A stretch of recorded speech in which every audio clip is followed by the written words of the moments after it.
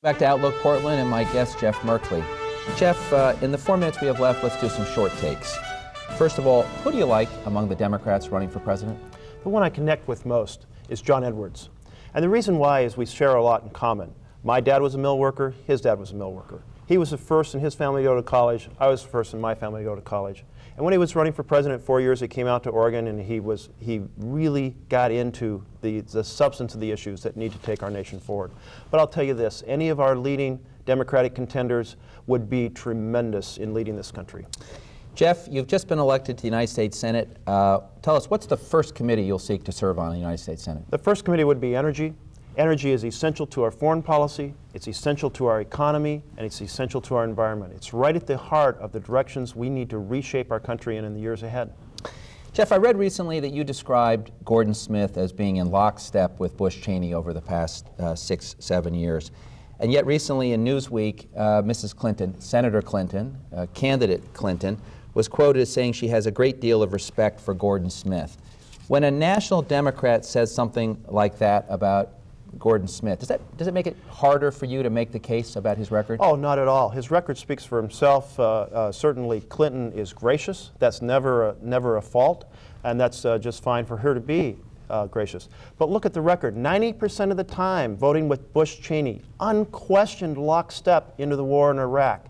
A record of bragging 6 years ago when he ran that he was going to be the environmental Republican, the moderate Republican, and then he proceeded to reverse his position after elected and vote for drilling on the Arctic shelf and run up one of the worst possible environmental records you could imagine, 17% national rating. I don't think Oregonians are going to be fooled the second time around the same way they were the first time around. Let's talk a little bit about your campaign. Recently the Democrats got together for their annual retreat and they did a straw poll. The top vote getter across the board was a guy named Jeff Merkley. In the U.S. Senate race, you got 103 votes to Steve Novick's 50. In the presidential race, Obama won narrowly over Edwards and Clinton, and the other races were pretty evenly divided. So what does that tell us? Well, for the last 4 years, I have been immersed in ending the paralysis in Oregon, and I was successful. I managed to change the Oregon House, get a majority. With a one-vote majority, have the most progressive, productive session in the Oregon House in partnership with the Senate and the governor that we've had in 30 years. In fact, it's being viewed nationally as one of the most progressive and productive in the nation. I think that the vote reflected the fact people appreciate the leadership shown and the fact that I dived into the fray and went into the combat, if you will, and made things happen.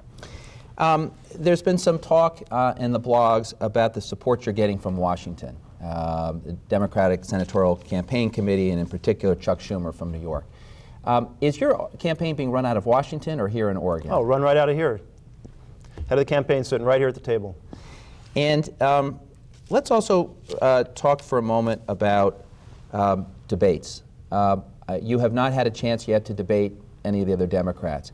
If this station this spring held a debate and hopefully put it at prime time, would candidate Jeff Merkley come in and debate the other Democrats? Oh, I am happy to appear in a joint appearance, and I propose monthly joint appearances to both of my other Democratic colleagues. But the key is not to focus on each other. The key is to focus, and up until we had a third candidate in the race, I called it a double-barreled shotgun, at the policies of Smith and Bush that have led our nation so astray. So we'll come in and give you that triple-barreled or double-barreled approach. Jeff, we've come to the end of the show. Thank you very much for joining me this morning. Continued success on the campaign trail, and we look forward to seeing you and the other candidates this spring.